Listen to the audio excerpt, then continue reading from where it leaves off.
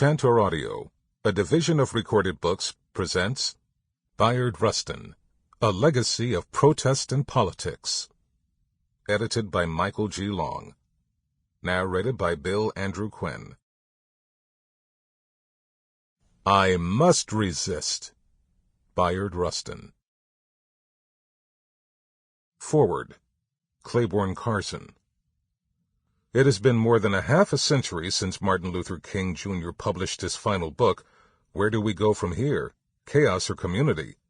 Although King's subtitle expressed the urgent need to avoid chaos, he offered only tentative suggestions during his remaining months of life about how to build a just and peaceful world community. Based on the insightful essays in this book, I suspect that Bayard Rustin might well have thought that he was the person best prepared through long experience as an activist and advisor to respond to King's question. The fact that King's I Have a Dream speech at the 1963 March on Washington is remembered far more than the person who organized the march helps us understand why this collection of essays about Bayard Rustin is necessary and overdue. Although Rustin's controversial past led him to avoid drawing attention to his advisory role, he made possible King's swift ascent from leadership of a bus boycott movement in Montgomery, Alabama, to become the prime symbol of a civil rights movement that transformed the nation and inspired the world. These essays are by no means hagiography. They reveal Rustin's flaws as well as his virtues, the limitations as well as the breadth of his vision. He was controversial because of his early involvement during the 1930s with the Young Communist League and because of his sometimes furtive homosexuality. Prominent black leaders such as A. Philip Randolph, Ella Baker, Martin Luther King, and many others were willing to look beyond Rustin's baggage because they appreciated his unique assets. Although still a teenager when I attended the March on Washington and became aware of Rustin's significance as a behind-the-scenes organizer, he soon attracted my curiosity once I became a part-time journalist for the Los Angeles Free Press and ultimately a full-time graduate student at UCLA. When I began the research that ultimately resulted in my dissertation about the Student Nonviolent Coordinating Committee, SNCC, I realized that I needed to know more about the man who seemed always on the periphery of my main topic. I would discover that Rustin had been invited to address SNCC's first conference in October 1960, but the invitation was withdrawn when a union sponsoring the conference objected to Rustin's radical reputation. SNCC members would soon regret giving in to anti-communist hysteria, but some would later deride Rustin as an ally of the liberal establishment that opposed seating the Mississippi Freedom Democratic Party, MFDP, delegation to the 1964 Democratic Party Convention in place of the all-white regular delegation from Mississippi. Stokely Carmichael, with whom I became acquainted shortly before the March on Washington, would later tell me about his effort as a Howard University student to arrange a debate between Rustin and Malcolm X. He recalled being impressed by both men, although Rustin strongly criticized Stokely's adoption of the Black Power slogan, dismissing it as positively harmful because it would remove black Americans from the main area of political struggle. At the time, I shared Stokely's distrust of Democratic Party liberalism, but agreed with their shared belief that protests were not sufficient to achieve economic and political power. Perhaps because I ultimately came to know so many of Rustin's acquaintances, one of my greatest disappointments was that I was never able to meet and interview Rustin. Once I began the research for my first book, In Struggle, SNCC and the Black Awakening of the 1960s, I tried in vain to write and call him to arrange an interview. By then he had become head of the A. Philip Randolph Institute and perhaps too preoccupied to pay much attention to a fledgling scholar. I decided to stop by his office and accepted his assistant's offer to wait outside just in case he found time to meet with me. Thus, for me, this anthology substitutes for the extended, probing interview for which I patiently waited. Introduction. More than Mr. March on Washington. Michael G. Long. No one had stronger qualifications for organizing the March on Washington for jobs and freedom than Bayard Rustin. By 1963, he had already planned 3 major protests in the nation's capital, the prayer pilgrimage for freedom in 1957, and the youth marches for integrated schools in 1958 and 1959, and played a leading role in national and international movements against war and nuclear weapons. It seemed as if Rustin's entire professional career had been preparing him to become the lead organizer of the March on Washington. Rustin was also ambitious and assertive enough to crave the job. But there was a significant obstacle: Roy Wilkins. The powerful executive director of the National Association for the Advancement of Colored People, NAACP, did not want Rustin to head the march. "Look, Bayard," Wilkins said in a phone call, "I want you to know that I'm not in favor of your organizing the March on Washington." Rustin wondered why. "There are several reasons," Wilkins replied. "First of all, I know that you were a sincere, conscientious objector during the war, but you have been called a draft dodger over and over again on the floor of the Senate and House. Second, you are a socialist, and many people think that socialism and communism are basically the same thing. Thirdly, you admit that you belonged to the Young Communist League, and then there's the whole business of you having been arrested in California on a sex charge. Now, do you think we ought to bring all that into the March on Washington? Because it's going to come out, you know." Opponents of the march, according to Wilkins, could and would use Rustin's complicated and problematic past as fodder for undermining the entire protest. So rather than sacrificing the success of the march, the prudent move would be to sacrifice Rustin. I know, Rustin replied. "But what happens depends on you people who are the main leaders. If you stand up and have some courage, my past, will do no damage." At a July 2nd meeting about the march, 3 of the Big 6 civil rights leaders, Martin Luther King Jr., James Farmer, and John Lewis, showed some courage and stood up to the NAACP head.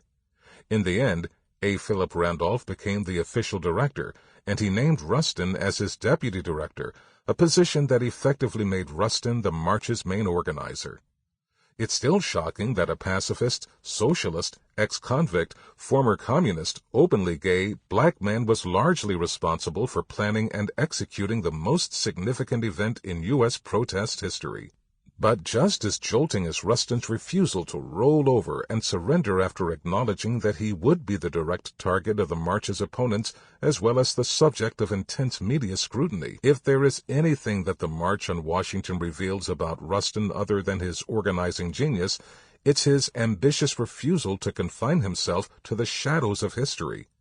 Indeed, near the conclusion of the march, Rustin strode to the microphone and, with his clenched right fist thrust high, led the massive crowd in supporting each of the march's 10 demands.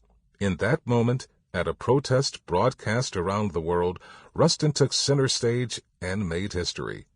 He was no shrinking violet. He was a black radical, at least in that moment. Indeed, one of the most overlooked parts of the march is its radicalism. Not everything about the march was radical, of course.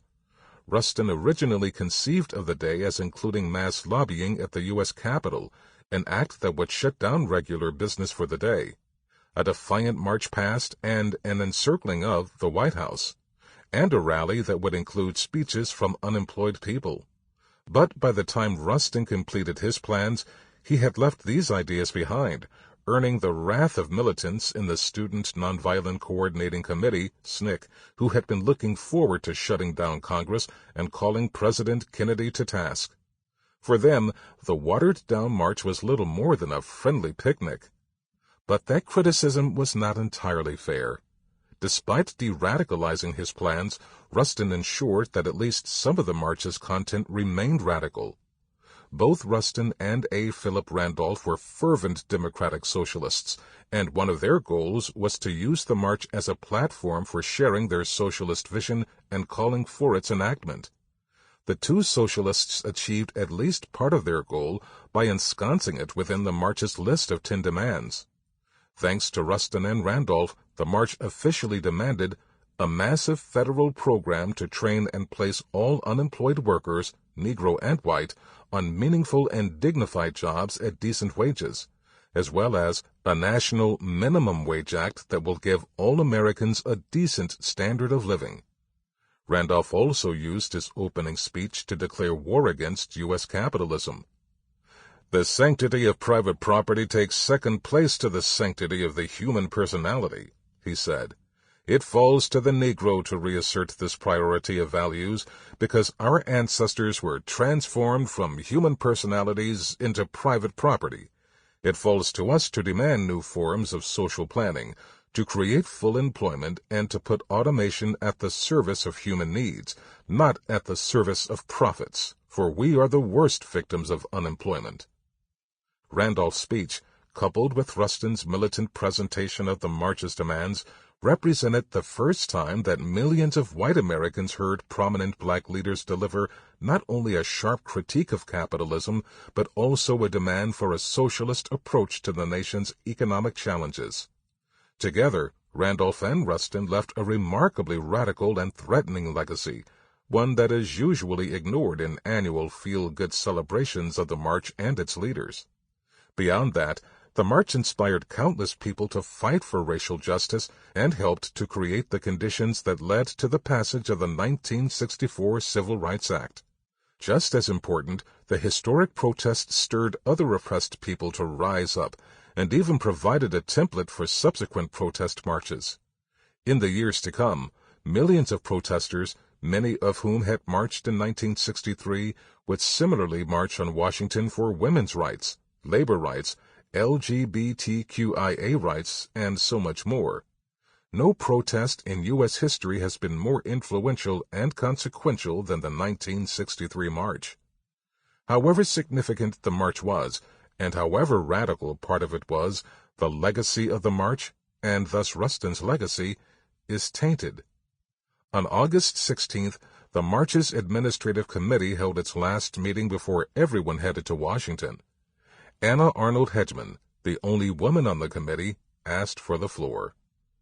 In light of the role of Negro women in the struggle for freedom, she said, it is incredible that no woman should appear as a speaker at the historic March on Washington meeting at the Lincoln Memorial. Hedgeman, joined by Dorothy Height and others, had pleaded with Rustin and Randolph to include a black woman as a speaker, but the two men adamantly refused, saying that the program was already full and that choosing one woman would create jealousies among other women leaders. Hedgeman's final plea changed that.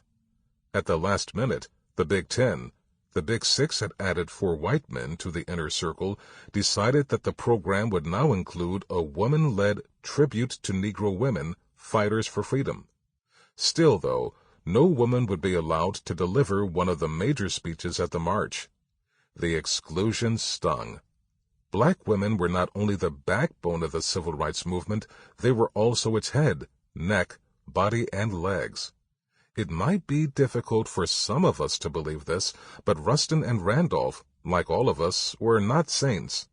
Nor is their legacy at the march the hallmark of saintly politics and protest. Just ask the women. Given the significance of the March on Washington for jobs and freedom, the common tendency to see Rustin's legacy only in relation to the march is understandable. Plus, our culture likes to freeze its heroes in certain times and places, particularly those that seem safe and unthreatening. We prefer heroes who are uncomplicated, one-dimensional, shallow. But Rustin was much more than Mr. March on Washington, and to reduce him to the march would be to ignore the depth and breadth and complexity of his long-time fight for economic, racial, social, and political justice. Our book avoids this reductionist tendency and shows that Rustin's legacy is deep and wide, that it has roots in numerous social movements and institutions in the United States and across the globe. Rustin traveled through his times like a fast-moving octopus with very long tentacles, and the sheer size and extent of his legacy is breathtaking. By exploring his large legacy in its complexity, we depict Rustin not as the one-dimensional figure often spotlighted and celebrated in annual articles about the march, but as a complicated activist who left multiple legacies, many of them praiseworthy and some of them troubling, that defy simple characterization. Legacies are never easy to describe with accuracy and certainty. They are like moral character. best viewed from many different angles, in historical context, and over a long period. Rustin's legacy, when viewed this way, is especially difficult to describe. Though a pacifist, Rustin refused to join the peace movement during the Vietnam War, and years later he called for the U.S. government to send jets to Israel. Though an openly gay tactician, he did not join the LGBTQIA movement of the late 1960s and 1970s. It would take almost 2 decades after the Stonewall Uprising before he would become a visible activist in the movement. Though strongly committed to alleviating poverty, he did not support the Poor People's Campaign until after King's assassination. And, as we have seen, though an enthusiastic proponent of equality, Rustin treated women leaders at the 1963 march as second-class citizens. The difficulty of describing Rustin's legacy is, at the very least, a testament to the complexity of his personality and life. Like studies of moral character, explorations of legacies also lead to a culminating question. Is there anything that ties the different parts together? Is there a unifying element in the various legacies that Rustin left us? Although answers to this question emerge throughout this book, Rustin's own words hint at possible answers. My activism did not spring from my being gay, or for that matter, from my being black, Rustin wrote. Rather, it is rooted fundamentally in my Quaker upbringing and the values that were instilled in me by my grandparents who reared me. Those values are based on the concept of a single human family and the belief that all members of that family are equal. Should we take Rustin's words here at face value? Is Quaker morality the tie that binds together Rustin's legacies, or is there something else? Or could it be that there is no accurate way for us to synthesize the many legacies Rustin left us?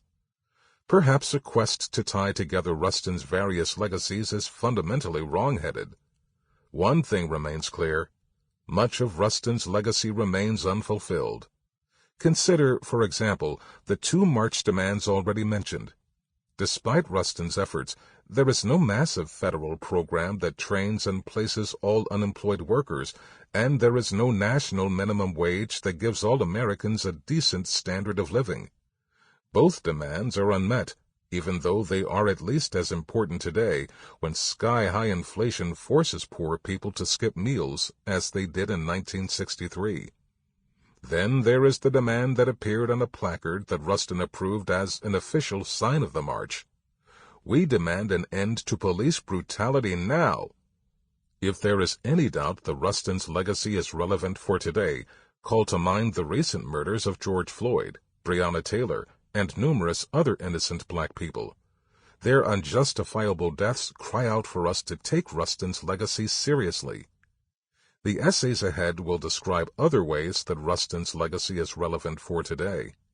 If we take Rustin's legacy seriously enough to move beyond the march, as this book does, we will see his ongoing relevance for electoral politics, criminal justice reform, democratic socialism, anti-colonialism, and militarism, among other things.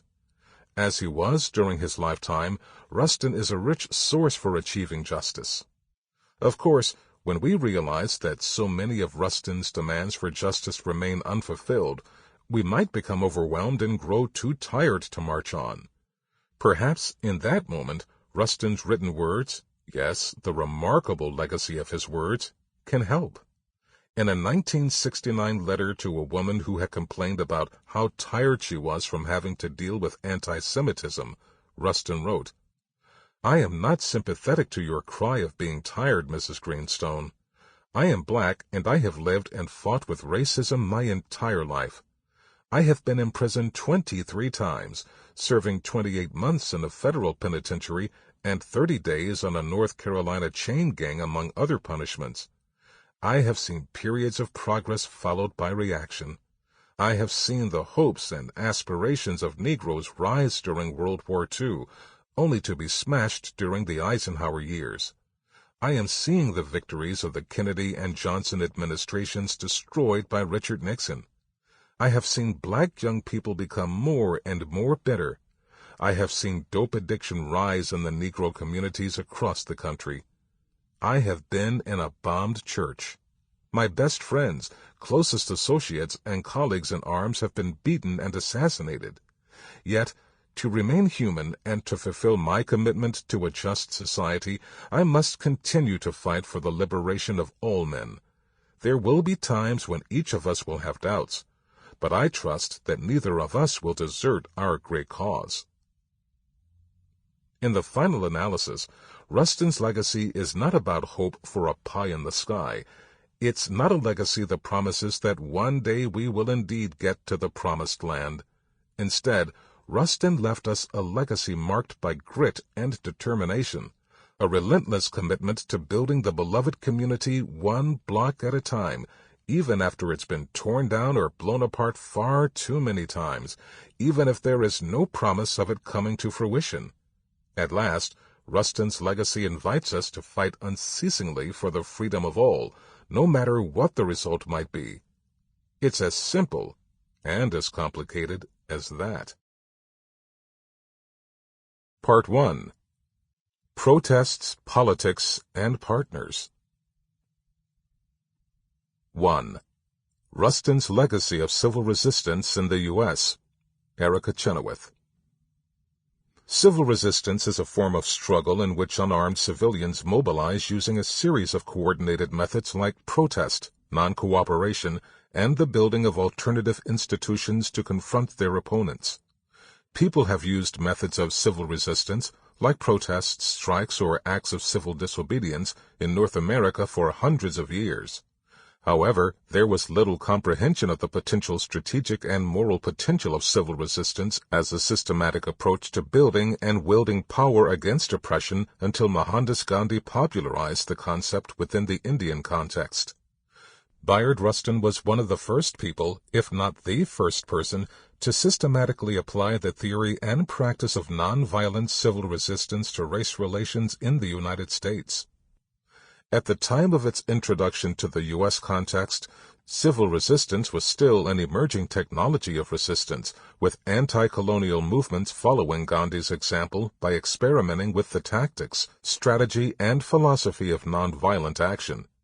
Although Rustin is often considered a giant of post-World War II pacifist and civil rights activism, he left a profound legacy in solidifying a popular understanding and use of civil resistance in the United States.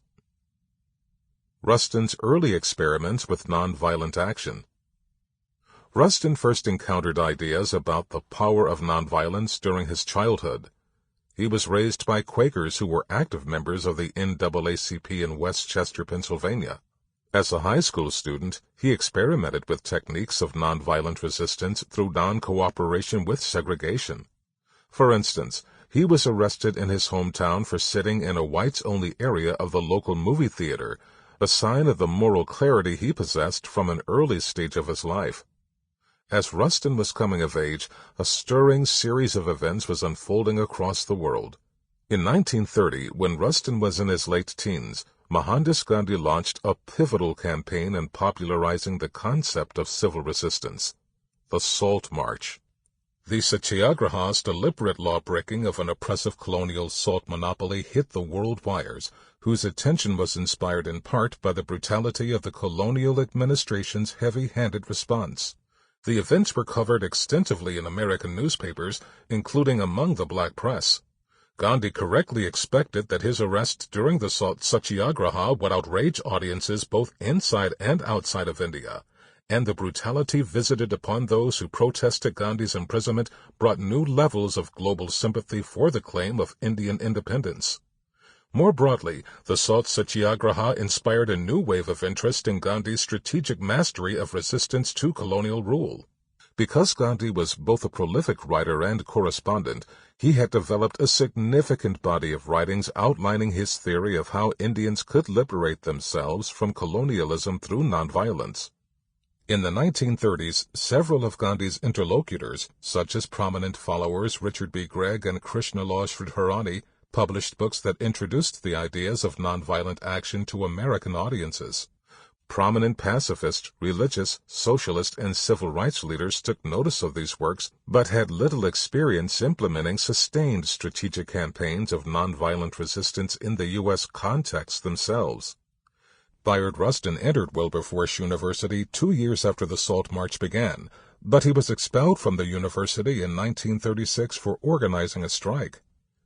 He later left Cheyney State Teachers College without a degree, moving instead to Harlem, where he was inspired by the Harlem Renaissance and was able to live more openly with his sexuality.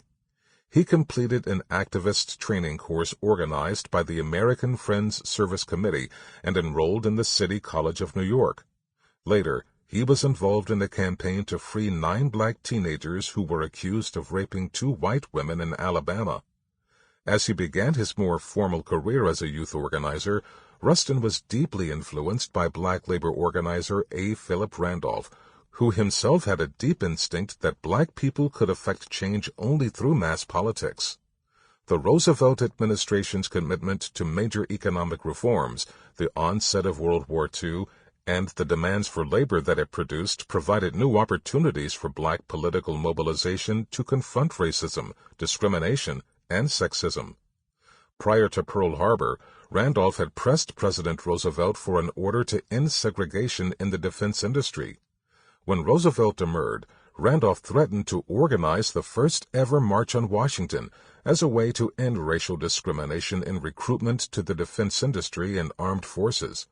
In a statement to the press, Randolph wrote, in part, "Power and pressure do not reside in the few, an intelligentsia. They lie in and flow from the masses. Power does not even rest with the masses as such. Power is the active principle of only the organized masses, the masses united for a definite purpose." Randolph briefly enlisted Bayard Rustin as a youth organizer for the march. But Randolph ultimately called off the march, as the mere threat of the action had the desired effect. Roosevelt issued an executive order guaranteeing fair employment practices in both defense industries and government, and established a commission to enforce the anti-discrimination decree. As a result, within the next few years, the employment rates of black people in such jobs grew from less than 1% to 8%, helping to solidify the economic foothold of black Americans in the North.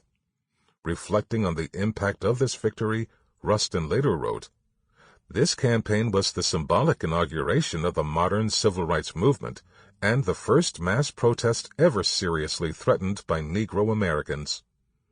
Inspired by the struggles of conscientious objectors, Rustin joined the Fellowship of Reconciliation, FOR, a national pacifist organization that provided support for people who had refused to serve in the armed forces. As an organizer with FOR, he began to hold workshops all over the country, training people in nonviolent direct action and experimenting with the technique himself, challenging segregation in department stores and restaurants. In 1942, Rustin helped fellow FOR member James Farmer create the Congress of Racial Equality, CORE, as a way to build momentum from the success of the threatened March on Washington in 1941. Founded by pacifists, CORE was dedicated to democracy, integration, and nonviolence as its hallmark principles. Rustin later wrote that CORE's principles were Mohandas Gandhi's principles. Next to A. Philip Randolph, Gandhi has more direct influence on the development of a civil rights strategy during the 1940s than any other individual, here or abroad. Rustin drew on Gandhi's theory and practice of satyagraha to refine his own understanding of black history, black resistance, and the roots of the moral authority of black opposition to segregation and discrimination. Indeed, Rustin himself possessed an analysis of racial and economic discrimination in the United States as a manifestation of a caste system, a way of understanding race and class that has recently been revived in American discourse. In 1943, Rustin received a draft summons. When he refused to report to the draft board, he was arrested and imprisoned as a conscientious objector. While serving his sentence in federal prison between 1944 and 1946, Rustin continued experimenting with nonviolent action, organizing protests against racial segregation in the prison cafeteria. He endured beatings on account of his pacifism and was put in isolation on account of his homosexuality. The isolation facility in this case was the prison library, where Rustin indulged in reading and learning while incarcerated for 28 months. Sample complete. Ready to continue?